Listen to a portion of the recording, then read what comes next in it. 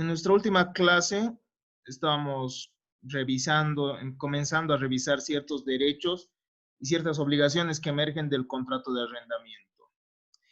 El contrato de arrendamiento, como bien habíamos manifestado, puede implicar o puede verse materializado de dos formas diferentes. Puede darse sobre fondos urbanos destinados a vivienda y según la ley del inquilinato existiría otra forma de arrendamiento inherente a la libre contratación, ¿no? Denominada como un arrendamiento de libre contratación. Dentro del arrendamiento de libre contratación, nosotros hemos visto que también existe un arrendamiento de bienes productivos, ¿no? Un arrendamiento de cosas productivas que, bueno, según Carlos Morales Guillén, implicaría la existencia de una traducción errónea, ya que daría a entender más o menos esta traducción que no existe arrendamientos productivos, ¿no? Que existiría arrendamiento sobre bienes que no son productivos, pero nosotros sabemos que todos los bienes son productivos, ¿no? Hemos visto ciertas peculiaridades de cada uno de estos contratos. Hemos visto cómo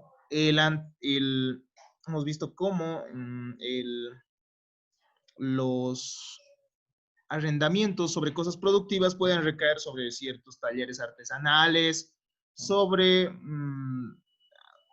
ciertos bienes de producción agrícola, sobre ganadería, sobre bienes que implican, ¿no? Ganadería o bienes en general que implican la explotación de, y que implican industria como tal, ¿no?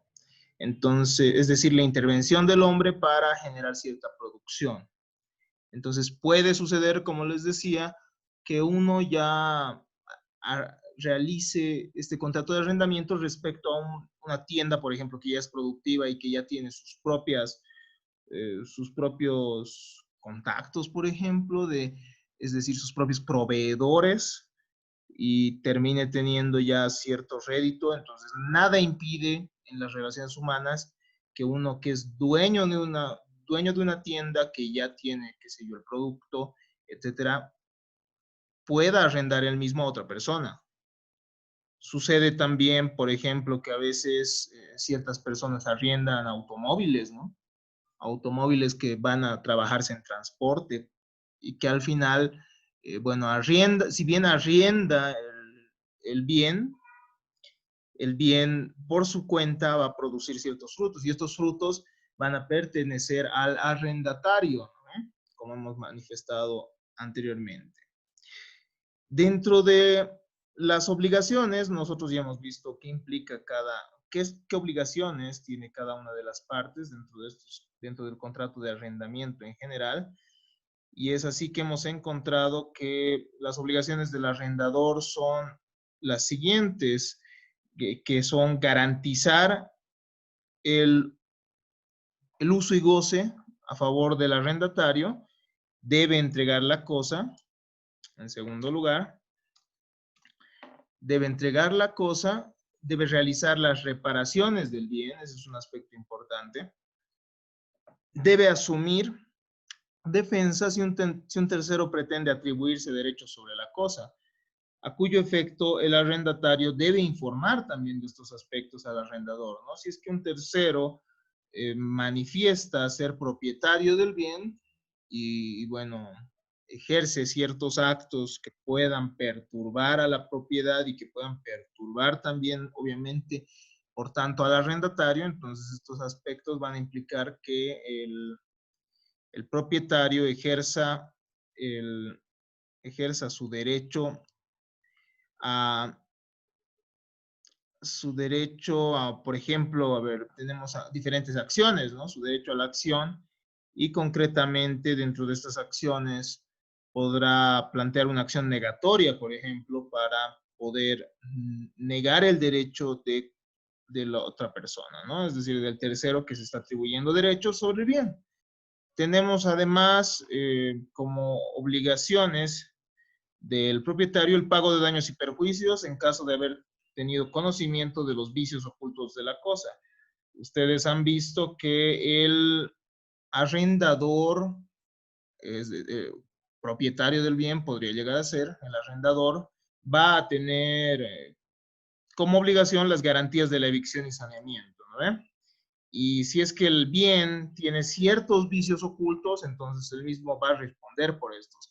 Mucho más cuando se trata respecto a bienes que se van a arrendar en mérito a la vivienda, bueno, con la finalidad de ser utilizados para vivienda o con la finalidad de ser utilizados o con la finalidad que los mismos generen cierto producto que va a ser posteriormente apropiado por el arrendatario. Es decir, que en estos casos, si el bien no va a poder cumplir con la finalidad del contrato por los vicios que tenía, entonces el arrendador va a tener va a tener que responder por estos vicios ocultos, ¿no?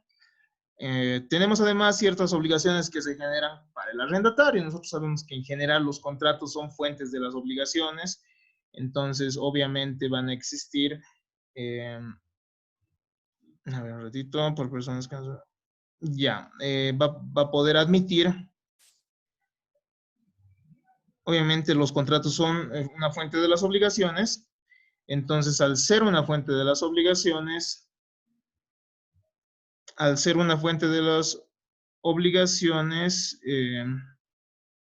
claro está, van a generar tales para los intervinientes, al menos en un contrato bilateral que, como hemos visto, implica que van a generar prestaciones recíprocas, ¿no? Entonces, el arrendatario va a tener las siguientes obligaciones. En primer lugar, tiene que informar la necesidad de ciertas reparaciones, ¿no? Si es que el bien que ha sido arrendado, nosotros obviamente no tenemos que pensar que el arrendamiento solo va a bienes inmuebles y a vivienda.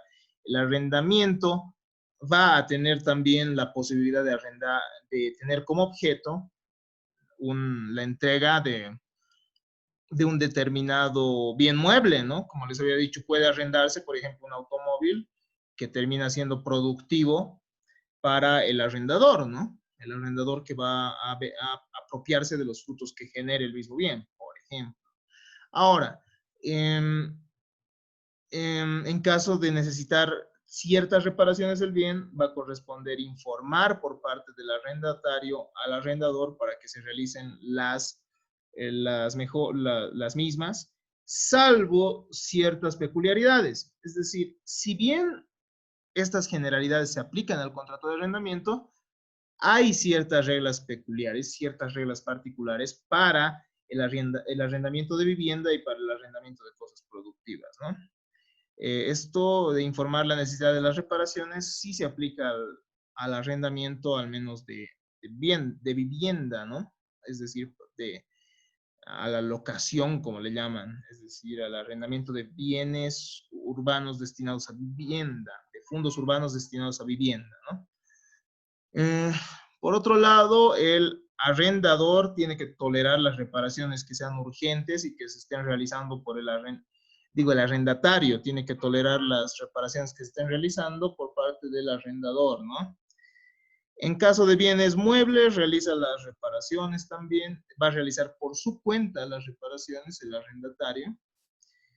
Por otro lado, tiene que dar aviso de las pretensiones judiciales o extrajudiciales de un tercero para atribuirse un derecho sobre el bien, aspecto que hemos manifestado antes, ¿no? Si bien es obligación del arrendador proteger el bien de las pretensiones de un tercero, el que tiene que informarle que existe un tercero que se atribuye derechos es el arrendatario. Además, debe observar la diligencia de un buen padre de familia y usar la cosa conforme al destino acordado.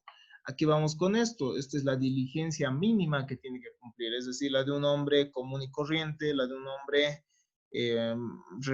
razonable dentro de un término medio, como dice algún autor, es decir, ¿para qué? Nosotros imaginamos al bonus pater familias, es decir, el buen padre de familia, para comparar cómo habría obrado esta persona ideal, este tipo le hablan, ¿no? Es decir, porque es un modelo, este modelo a comparación del arrendatario en este caso, para establecer cuándo termina siendo responsable el mismo por los daños que pueda generar, ¿no? Por los daños que puedan surgir del contrato mismo.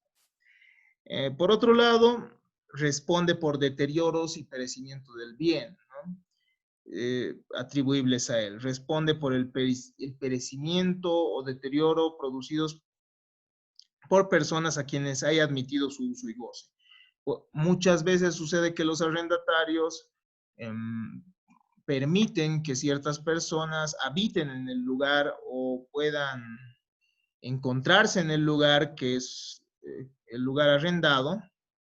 Entonces, en estos casos, permiten que entren personas y estas personas terminan generando ciertos daños, ¿no? Y en este caso corresponde, ¿por qué no sale? Ya. Y en estos casos va a corresponder que el mismo se haga cargo por estos daños que produzcan estas personas, ¿no? A las que ha permitido el ingreso.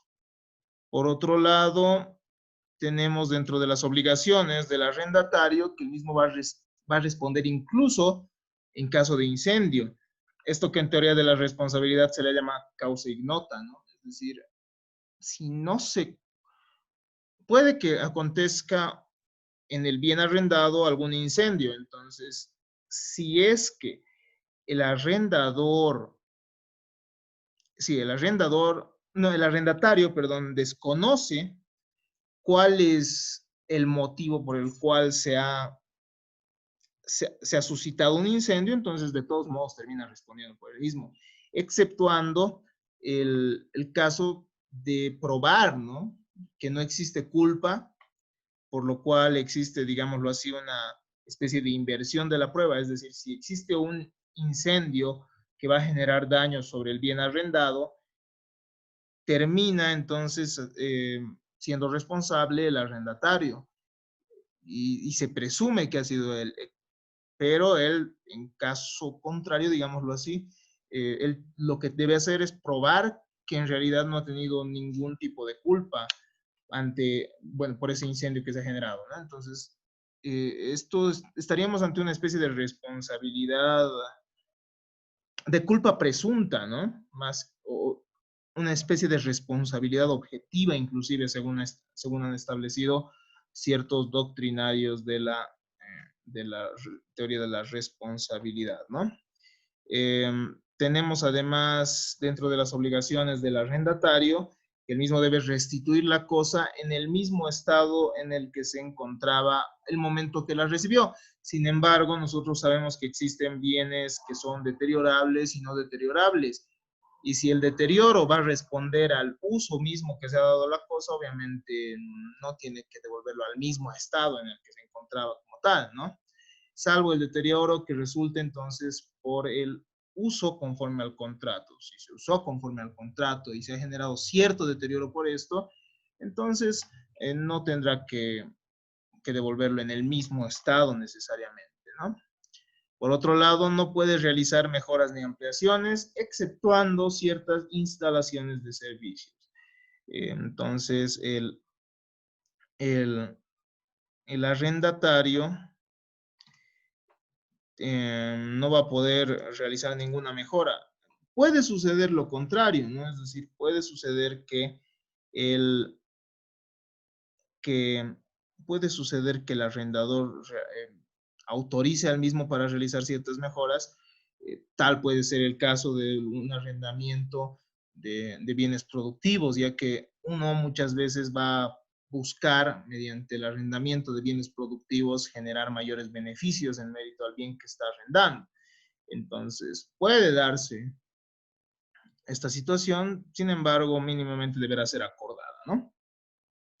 Además de las obligaciones que genera este contrato, obviamente van a generarse ciertos derechos y vamos a revisar en general algunos aspectos que tal vez no han sido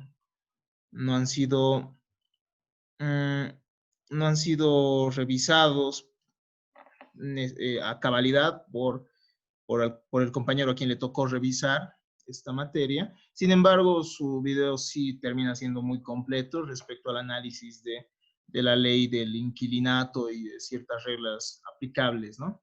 Dentro de los derechos del arrendador, nosotros tenemos que el mismo tiene derecho a percibir un canon de arrendamiento en los tiempos establecidos en el contrato, ¿no? Exceptuando, claro está, la ley del inquilinato que nos establece que, que los cánones de arrendamiento tienen que cumplirse, es decir, tienen que pagarse al último día, ¿no? Es decir, habiéndose vencido el tiempo, los tiempos básicamente. Es decir, si es que el arrendador ha vivido un mes, tiene que pagarse en ese instante, el momento que se haya vencido el mes, también el canon del arrendamiento. Al menos son ciertas peculiaridades que se establecen en nuestra ley del inquilinato. Sin embargo, en un régimen de libre contratación será muy diferente, ¿no? Nosotros tenemos conocimiento de que cuando una persona alquila bueno, alquila tiendas, por ejemplo, o alquila garajes, lo hace usualmente pagando por adelantado y por varios meses, ¿no? Eso suele suceder al menos en nuestra praxis jurídica. Por otro lado, tenemos entre los derechos del arrendador a ser informado por las reparaciones que tengan que realizarse. Como hemos visto, el arrendatario tiene que informar de cualquier deterioro que exista, de cualquier daño que pudiera existir también en el bien para que el arrendador cumpla con las reparaciones correspondientes, ¿no? Debe ser informado también sobre las pretensiones que cualquier tercero tenga sobre el bien. Por otro lado, tenemos ciertos derechos que emergen a favor del arrendatario. El arrendatario tiene derecho al uso y goce del bien según lo acordado en el contrato, tiene derecho a la reducción del canon de arrendamiento en la proporción a la privación del bien por las reparaciones. Es decir, si bien tiene que tolerar el arrendatario las reparaciones extraordinarias que se vayan a generar sobre el bien, también puede llegar a pedir una disminución del canon de arrendamiento de acuerdo a lo que se le está privando, ¿no? Tiene derecho además tiene derecho a pedir la resolución del contrato si las reparaciones abarcan gran parte del bien arrendado o la totalidad del mismo, ¿no? Es decir, se puede evidenciar que en este caso no se estaría cumpliendo con la finalidad para la cual el bien ha sido arrendado. Puede pedir además la disminución del arrendamiento en caso que el arrendador sea vencido en juicio por una parte del bien o pedir la resolución del contrato. Esto en mérito a esta garantía, ¿no? Ante la evicción, digámoslo así. Es decir, si un tercero se atribuye un derechos sobre una parte del bien y al final el bien arrendado reduce aquellos ambientes que han sido objeto del arrendamiento, bueno, se reduce, mejor dicho, el, el bien en sí que ha sido arrendado. Entonces, bueno, el arrendatario va a tener derecho a pedir la disminución ¿dónde está esto? Va a pedir la disminución del canon de arrendamiento, ¿no? Aquí lo más del canon de arrendamiento. Y además, bueno, en caso que ya no le sea útil el bien, podrá pedir la resolución del contrato, que nosotros ya conocemos que tiene efectos retroactivos, ya conocemos respecto a esta figura jurídica de la resolución del contrato, ¿no? Puede, por otro lado, actuar en nombre propio contra perturbaciones de terceros que no pretenden derechos sobre el bien. Existen en ciertas oportunidades perturbaciones de terceros en el bien, ¿no? Pero que no van dirigidas a atribuirse derechos, sino son perturbaciones que pueden afectar al arrendatario y respecto de las cuales el arrendatario termine siendo el perjudicado. Entonces, en este caso, él mismo puede obrar en nombre propio para defenderse, ¿no? Esto mediante las vías legales establecidas, bueno, por nuestro ordenamiento jurídico en general, ¿no? Por otro lado, tiene derecho a pedir la resolución del contrato en caso de existir vicios ocultos en el bien que contraríen la finalidad del contrato, ¿no? Si es que el bien por los vicios ocultos no puede, eh, ya no puede brindar el beneficio que se ha buscado en un principio, es decir, ya no puede brindar aquella, ya no puede cumplir aquella finalidad por la cual se ha contratado, entonces podrá pedirse la resolución del contrato de arrendamiento. Estas son algunas consideraciones entonces que hemos tomado y que van a referirse al... Estas son algunas consideraciones que complementan lo que ya ha sido expuesto por Marco Antonio Carita. Eh, una, una principal observación que se ha realizado es que el canon de arrendamiento es el nombre técnico para esa contraprestación que va a erogar el arrendatario, se denomina canon de arrendamiento, ¿no? No precio propiamente dicho. El precio es el valor de un bien. Entonces, eso es diferente, ¿no? Es diferente, aunque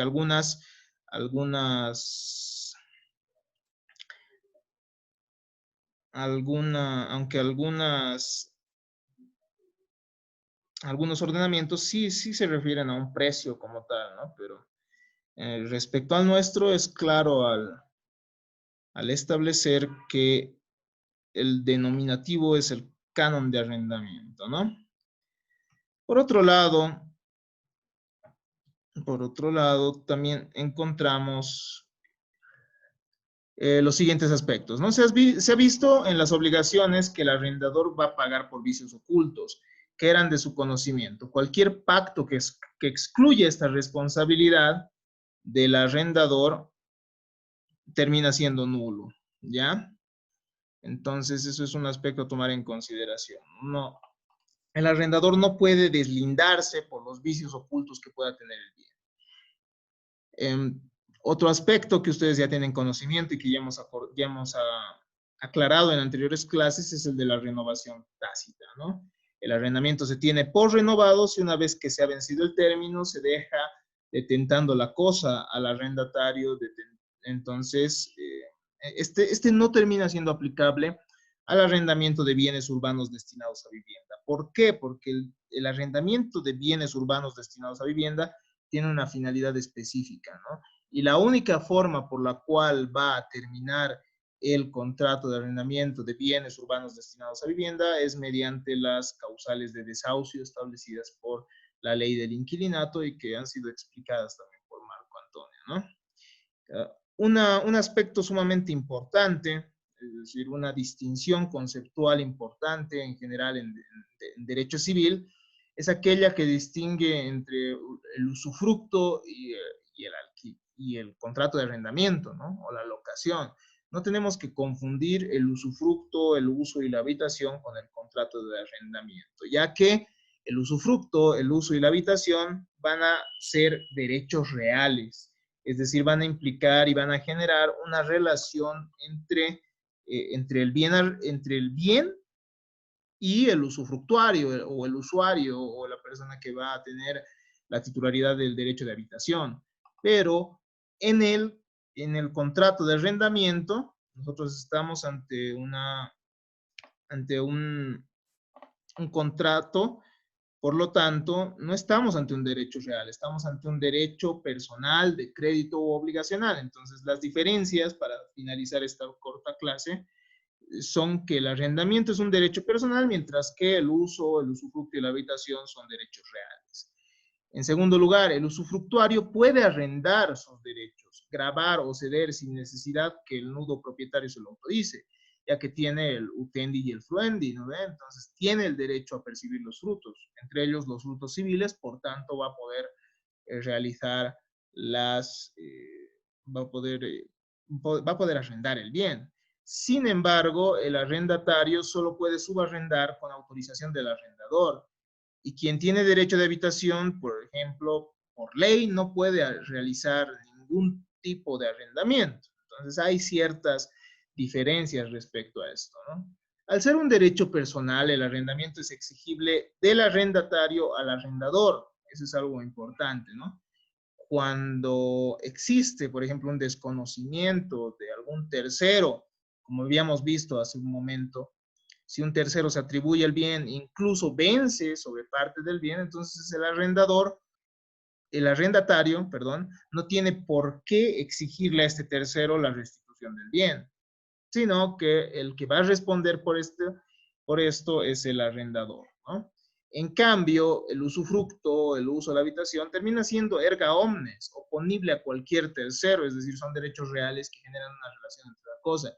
Y si cualquier tercero se atribuye derechos o incluso puede llegar a despojar del bien al usufructuario, etcétera, cualquiera de estos titulares de derechos reales, entonces este va a tener también las acciones correspondientes para poder ver, para poder restituir, ¿no? Su derecho, su derecho real.